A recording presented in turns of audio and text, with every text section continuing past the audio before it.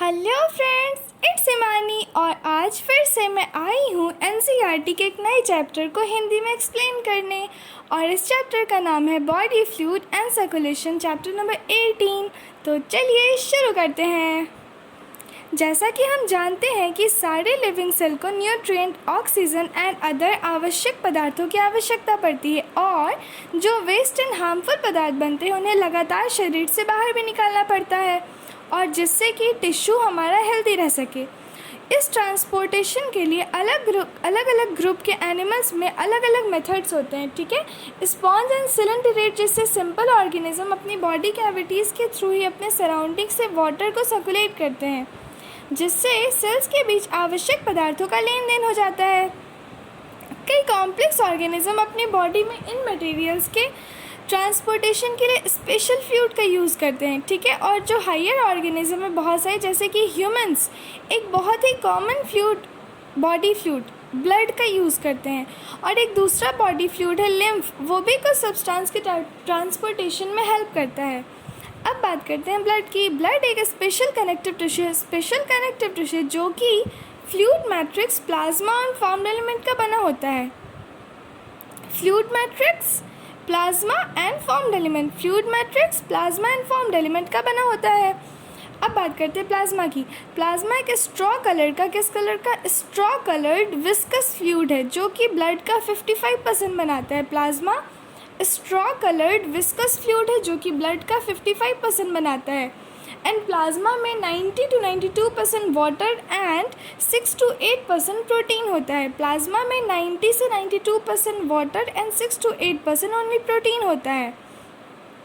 Fibrinogen, globulin and albumin इसके main proteins है। Fibrinogen, globulin and albumin इसके main proteins है। प्लाज्मा एक स्ट्रॉ कलर्ड विस्कस फ्लूइड है जो कि ब्लड का 55% फॉर्म करता है। प्लाज्मा में 90 to 92% वाटर है एंड 6 to 8% प्रोटीन है। फिब्रिनोजन, ग्लोब्यूलिन एंड अल्ब्यूमिन इसके मेन प्रोटीन्स है। फाग।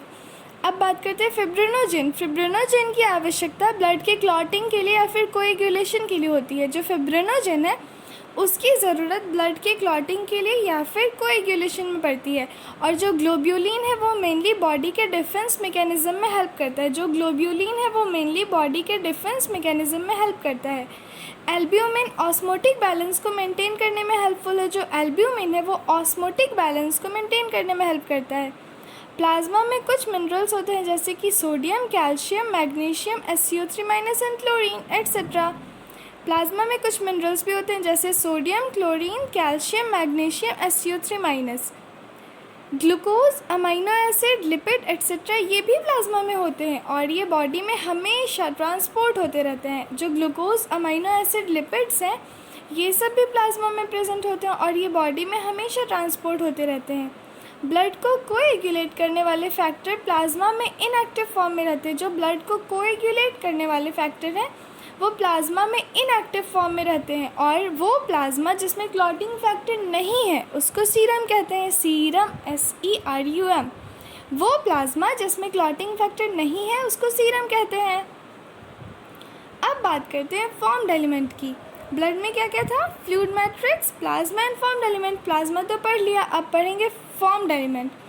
फॉर्म्ड एलिमेंट के अंदर एरिथ्रोसाइट्स, ल्यूकोसाइट्स एंड प्लेटलेट्स आते हैं, ठीक है। और ये जो एरिथ्रोसाइट, ल्यूकोसाइट एंड प्लेटलेट्स ये तीनों मिलकर ब्लड का अप्रॉक्स 45% बनाते हैं, क्योंकि 55% तो प्लाज्मा बना गया, तो 45% है formed elements, erythrocyte, leucocyte and platelets.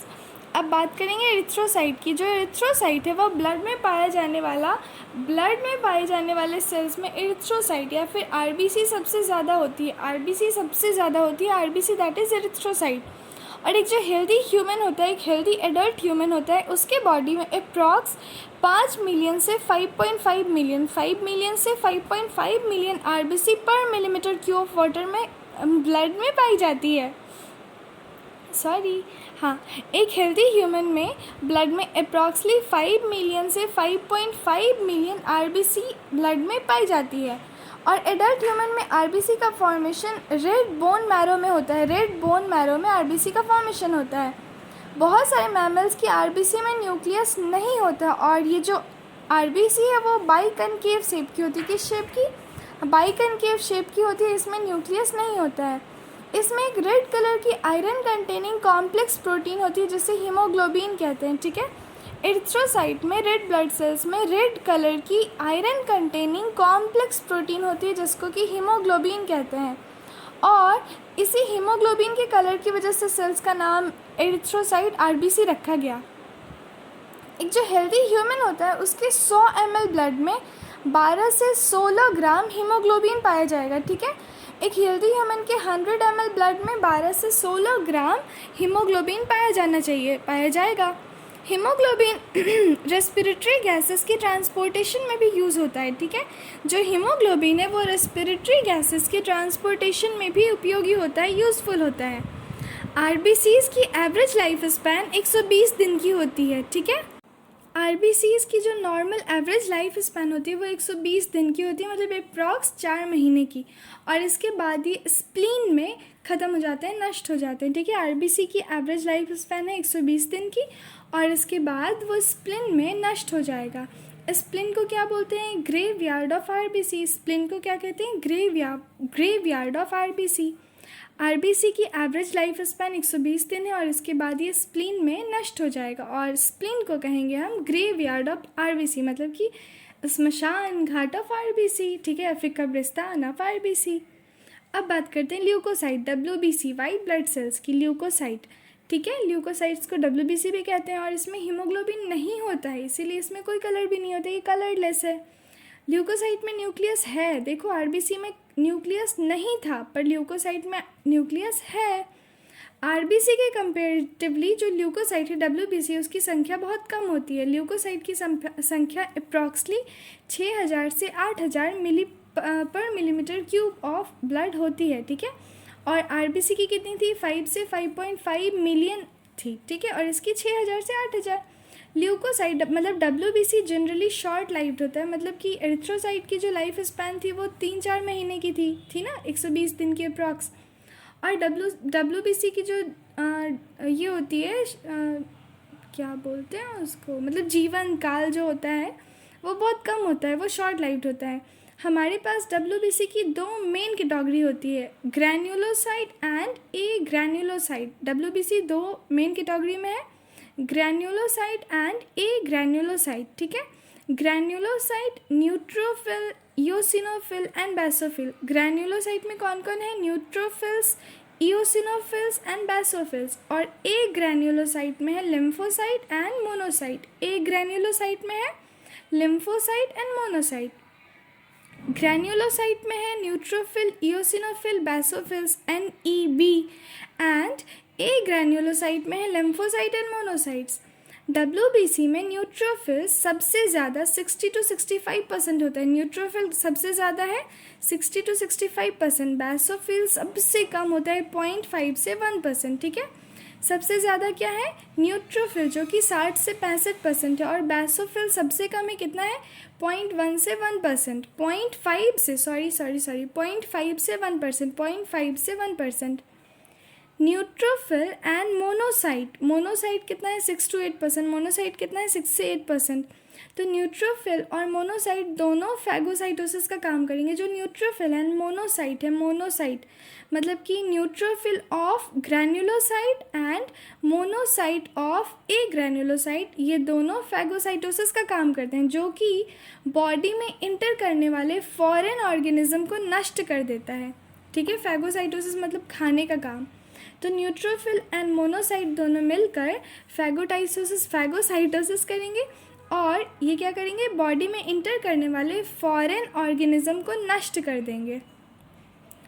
अब बात है बेसोफिल की। बेसोफिल सबसे कम है ना, 0.5 से 1%। इसके द्वारा हिस्टामिन, सेरोटोनिन एंड हेपारिन, इन तीनों का सिक्रेशन होगा। Histamine, heparin and serotonin, H2S। Histamine, heparin and serotonin, इन तीनों का सेक्रेशन होगा और ये इन्फ्लेमेटरी रिएक्शन में इन्वॉल्व होता है। जो बेसोफिल के अंदर हिस्टामिन, हेपारिन और सेरोटोनिन है, ये तीनों इन्फ्लेमेटरी रिएक्शंस में इन्वॉल्व होता है। इन्फ्लेमेटरी रिएक्शन में इन्वॉल्व होता है। इन्फ्लेमेटरी मतलब ज्वलनशील, मतलब वो खुजली वगैरह कुछ भी ऐसा, ठीक है, इन्फ्लेमेशन।